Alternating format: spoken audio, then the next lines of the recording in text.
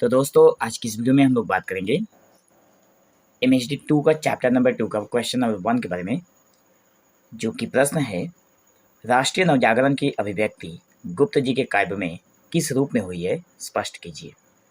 ठीक है, तो राष्ट्रीय नवजागरण के बारे में गुप्त जी ने अपनी क्या अभिव्यक्ति दी है उसी को बताना है। तो बढ़ते आगे और देख लेते हैं हमारा आंसर। सबसे पहले हम लोग भूमिका के तौर पर लिखेंगे मैथिली शरण गुप्त के काव्य में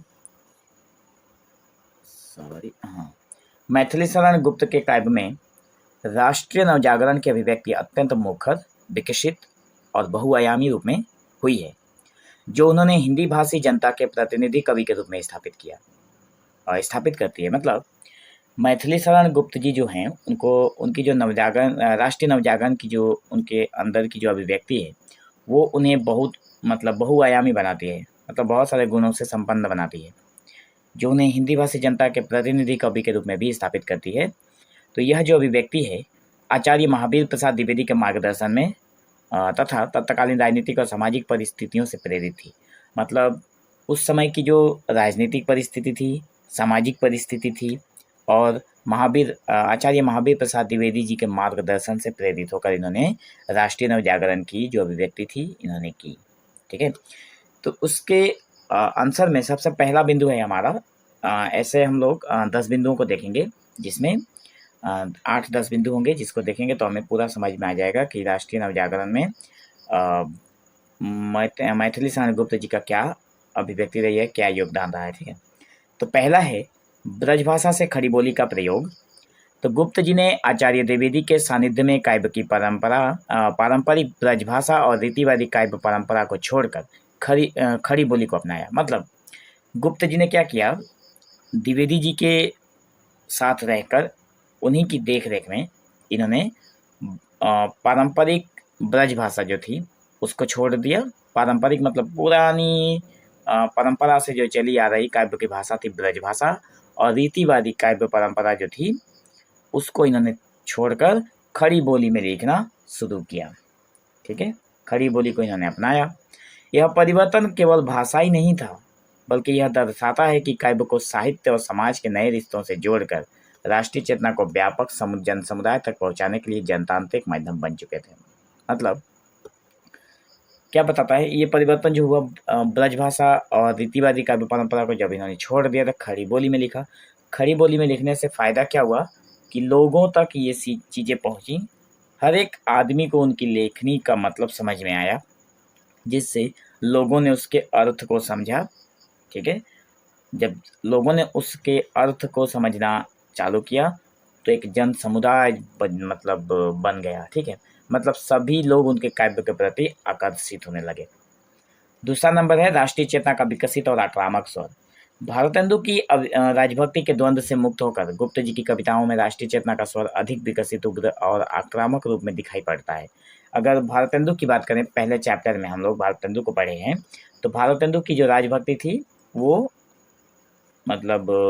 जो मैथिली शरण गुप्त जी की राजनीति है इससे बिल्कुल अलग थी। मैथिली शरण गुप्त जी का जो राजनीति है वो आक्रामक रूप में दिखाई पड़ती है। ठीक है, बहुत ही विकसित भी है, क्योंकि उनके समय तक अंग्रेजों की चरित्र पूरी तरह उजागर हो चुका था। और ये आक्रामक होने का कारण क्या है, क्योंकि भारतेंदु के समय में अंग्रेजों का जो चरित्र था, अंग्रेजों का जो व्यवहार था वो समझ में नहीं आ रहा था। लेकिन मैथिली शरण गुप्त का समय आते आते अंग्रेजों का चरित्र पूरी तरह से उजागर हो गया था और राजनीतिक स्तर पर अंग्रेजों की राजनीतिक स्तर पर कांग्रेस की स्थापना हो चुकी थी।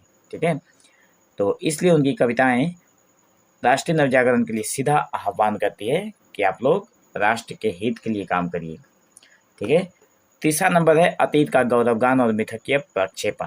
मतलब उन्होंने महाभारत के प्रसंगों जैसे उत्तरास अभिमन्यु की विदा, कुंती और कर्ण आदि पर कविता पंक्तियां लिखते हुए, मतलब यहाँ पे बताया गया है कि उन्होंने महाभारत और या फिर हमारे जो अतीत के जो काव्य ग्रंथ हैं या फिर जो महाग्रंथ हैं, ठीक है, उनसे प्रेरणा ली गई। और उनमें जो व्यक्ति थे, जैसे उत्तरा थी अभिमन्यु की पत्नी, उसका अभिमन्यु से अलग हो जाना, अभिमन्यु का मृत्यु हो जाना, उत्तरा का अकेला रहना, कुंती जो 5 पांडवों की पत्नी थी, साथ में माता थी, कुंती उनकी माता थी, कर्ण जो था इन्हीं का पुत्र था।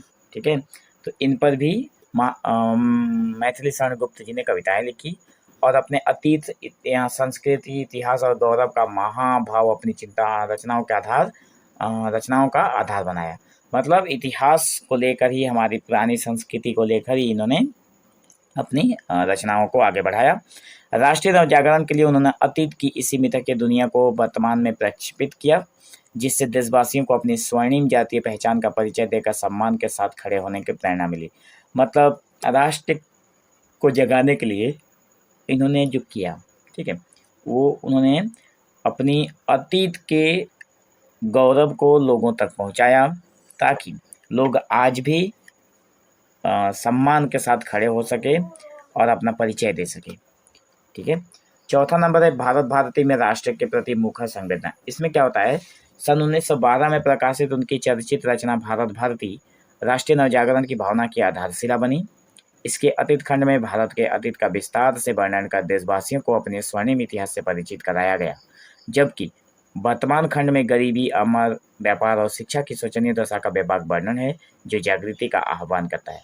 मतलब 1912 में जब इनकी प्रकाशित जो ग्रंथ थी भारत भारती, ठीक है, इसके दो हैं भाग, एक है अतीत खंड से, दूसरा है वर्तमान खंड से। ठीक है, तो अतीत खंड से हमारा वही है, देशवासियों और अपने स्वर्णिम इतिहास का जो मतलब परिचय मिलता है, उससे लोगों को परिचय कराया कि हमारा देश कैसा था, हमारा अतीत बहुत ही गौरवशाली रहा है। इन सारी चीज़ों से इन्होंने लोगों को परिचय कराया। और वर्तमान खंड से जो हमारे अभी वर्तमान समय में जो गरीबी चल रही थी, अमन, व्यापार और शिक्षा की जो ज़रूरत थी, जो शोचनीय अवस्था बन गई थी, लोगों को सोचने पर मजबूर कर रही थी, तो ऐसी बेबाक दशा का वर्णन भी कराया इन्होंने, जो यह बताता है कि वो हमें जागृत करना चाहते हैं, जगाना चाहते हैं कि अभी जागो और उठो। ठीक है, पांचवा नंबर है सामाजिक और जातीय सुधारवाद। गुप्त जी की राष्ट्रीय चेतना सुधारवादी भावनाओं से ओतप्रोत थी। वो हिंदू समाज में व्याप्त निराशा को दूर करने के लिए प्राचीन आदर्श व्यवस्था की पुनः स्थापना का स्वप्न देखते हैं। मतलब कहा गया है कि गुप्त जी की जो राष्ट्रीय चेतना है वो सुधारवादी है। मतलब जो बिगड़ी चीज़ें जो बिगड़ गई हैं उनको सुधार करना चाहते हैं। वो हिंदू समाज में व्याप्त जो निराशा थी उसको दूर करना चाहते थे और प्राचीन आदर्श को फिर से स्थापना करना चाहते थे। ठीक है, वे चतुर्वर्ण व्यवस्था का समर्थन करते हुए 4 वर्णों की जो व्यवस्था प्रचलित थी हमारे समाज में, ब्राह्मण, क्षत्रिय, वैश्य और शूद्रों से भी अपने अपने धर्म का पालन करने का उपदेश देते हैं। मतलब 4 चतुर्वर्ण जो व्यवस्था थी उन सबको कहते हैं कि आप लोग अपना अपना धर्म का पालन करिए। मानते थे कि जाति मूलक सुधारों से देश का गौरव वापस लाया जा सकता था। मतलब वे मानते हैं कि अगर सभी लोग अपने जितने भी जाति के लोग हैं सभी लोग अपना धर्म केवल मानने लग जाएं, उसमें सुधार करें, तो हमारा जो अतीत है उसको फिर से वापस पाया जा सकता है। छठा नंबर पॉइंट है अतीत मुखोपेक्षी जातीय मूलक राष्ट्रीयता। उनका सारा स्वदेश प्रेम और राष्ट्रीय प्रेम अतीत मुखोपेक्षी जातीय मूलक सुधारवादी राष्ट्रीयता में रंगा हुआ था। मतलब केवल सुधार करना चाहते थे, जाति को एकजुट करके सारे जातियों में सुधार करना चाहते थे, जिनसे उनकी राष्ट्र प्रेम दिखती है। और उन्होंने अतीत में हिंदुओं की एक जातीय पहचान जैसे आर्य जाति और वैदिक धर्म की परिकल्पना की। उन्होंने सोचा कि अतीत में ऐसा कुछ रहा होगा जो हमारा आर्य जाति और एक ही मतलब हिंदुओं की एक जाति की पहचान रही होगी, जैसे आर्य जाति या फिर वैदिक धर्म की इन्होंने परिकल्पना की थी, जिसे सिखों, शकों, हूणों, मुसलमानों और अंग्रेजों ने नष्ट करने की कोशिश की। तो इस परिकल्पना को इन पांचों धर्म के या फिर सांप्रदायिक के लोगों ने नष्ट करने की कोशिश की। उनकी काव्य भावना यह आधार भूमि आने वाली सभी रचनाओं साकेत, यशोधरा, द्वापर की दिशा को तय करती है। मतलब इनकी जो भावना भूमि थी, इनकी जो भावनाएं थी, इसकी आधार ही हमें ये जो रचनाएं हुई साकेत, यशोधरा और द्वापर की दशा, मतलब इसकी दिशा को तय करती है।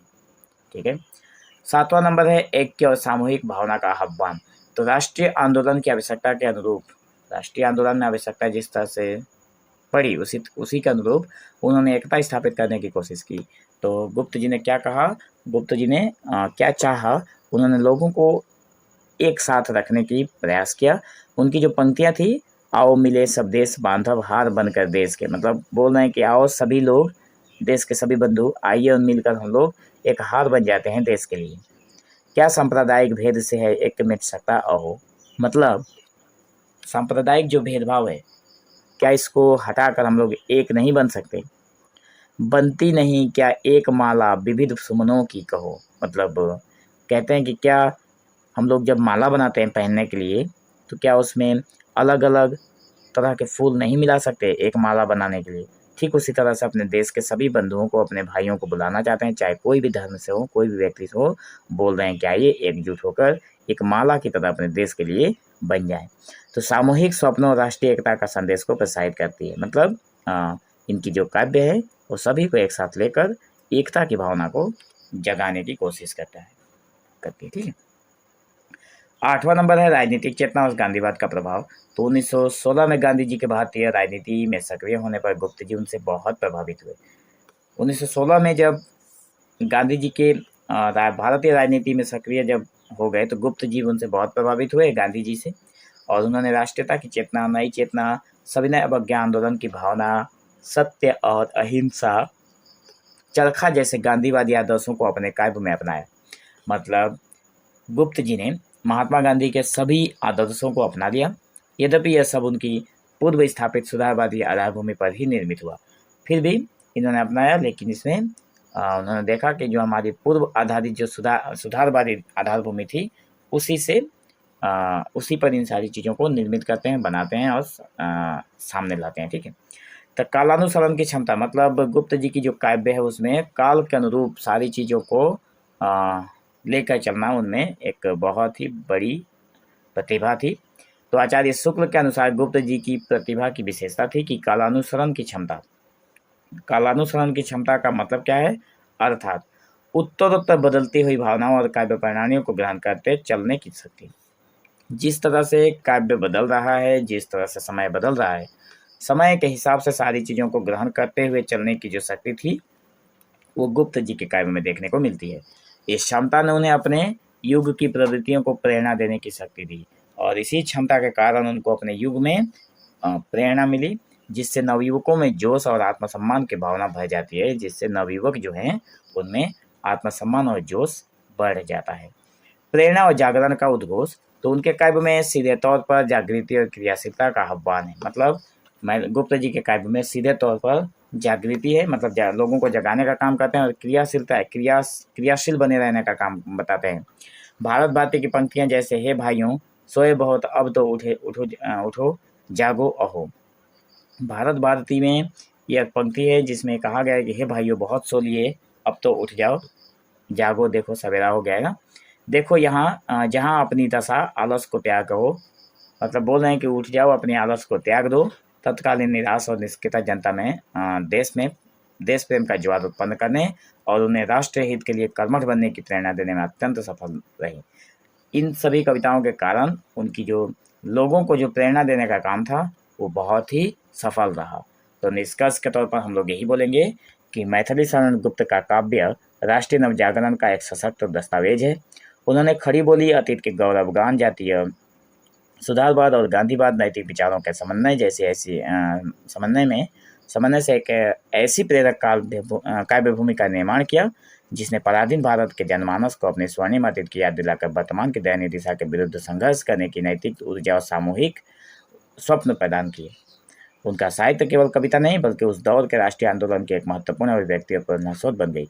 मतलब मैथिली शरण गुप्त जी की जो कविताएं थी लोगों को इस तरह से प्रेरित करती हैं कि लोग जो वर्तमान स्थिति में हार मान चुके हैं, इन कविताओं को पढ़ने के बाद अतीत के सारी चीज़ों को याद दिलाकर उन्हें मोटिवेट देकर, ठीक है, मोटिवेट करके प्रेरणा देकर क्या कहते हैं, वर्तमान के जो संकट है उससे गुजरने की, उससे निकलने की रास्ता लोगों में उत्पन्न करा देते हैं। ठीक है, इसलिए उनका साहित्य केवल साहित्य नहीं है बल्कि उस दौर के राष्ट्रीय आंदोलन की एक महत्वपूर्ण अभिव्यक्ति है।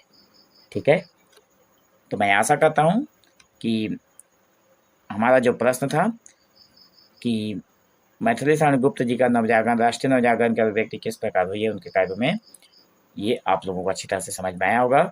नेक्स्ट वीडियो में हम लोग बात करेंगे दूसरे नंबर प्रश्न की। ठीक है, और ये दूसरा नंबर प्रश्न रहा ये वाला। तो मैं आशा करता हूँ कि आप लोगों को सारी वीडियो क्लियर समझ में आ रही होंगी। अगर वीडियो अच्छा लगता है तो मेक से चैनल को सब्सक्राइब करें और वीडियो के साथ जरूर बने रहें, ताकि आने वाले हर वीडियो की लेटेस्ट अपडेट आप लोगों तक जरूर पहुँचे। तो मिलेंगे हम लोग एक नए वीडियो में, तब तक के लिए धन्यवाद।